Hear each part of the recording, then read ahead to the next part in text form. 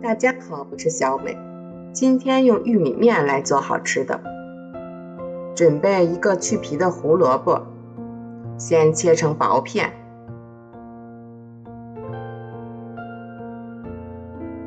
再切成细丝，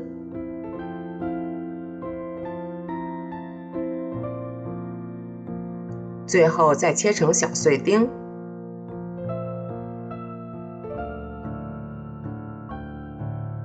装入碗中备用。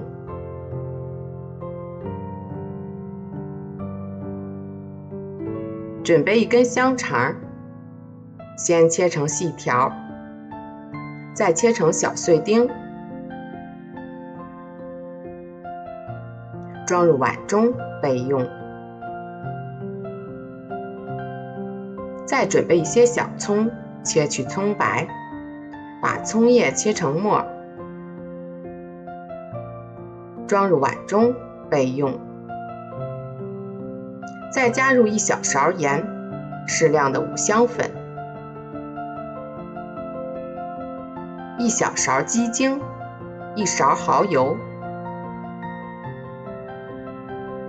最后再打入1个鸡蛋，用筷子充分搅拌均匀，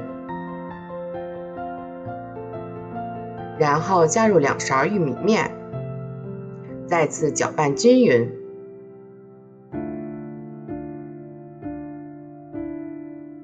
另取一个平盘，倒入适量的玉米面，取适量的蔬菜馅儿，在手里来回的搓成团。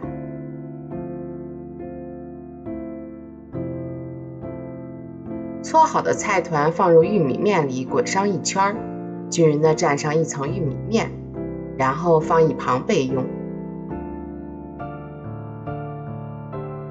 再将裹好的玉米团放入玉米面中，再蘸上1层玉米面，这样一会儿蒸的时候就不会散开。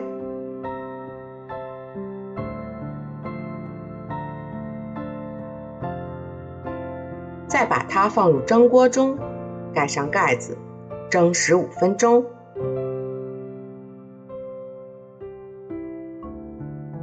时间差不多了，打开盖子，看看吧。我们的玉米菜团就做好了，掰开看一下，蔬菜十足，外表也包裹着1层薄薄的玉米面，直接拿起来就可以吃了。一次多做入一些，放入冰箱冷冻，想吃的时候直接加热一下就可以了。